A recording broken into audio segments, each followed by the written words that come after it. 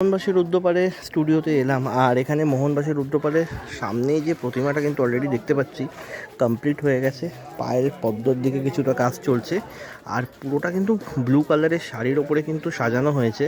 দারুণ কিন্তু দেখতে লাগছে এই প্রতিমাটা।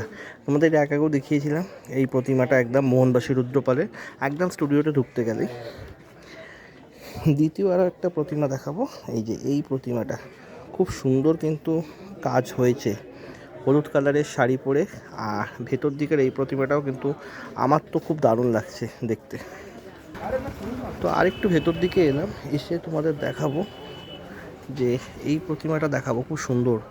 আর প্রত্যেকটা প্রতিমায় মোহনবাসী রুদ্রপাড়ে প্রত্যেক বছরই খুব সুন্দর হয়ে থাকে, আর কাজগুলোও খুব সুন্দর হয়ে থাকে।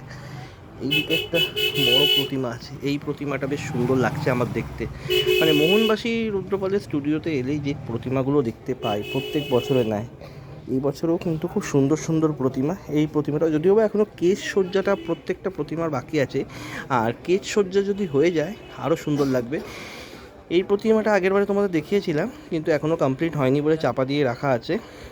আর এই দিকে আরও একটা প্রতিমা তোমাদের দেখাবো, এই যে বড় প্রতিমাটা, এটাও কিন্তু অসাধারণ দেখতে, দেখেছো? মানে পুরো কাজ হয়ে গেছে, যদিও বা চুলের কাজ একটু বাকি আছে, এটা হয়ে গেলে কিন্তু কাজটা কমপ্লিট হয়ে যাবে।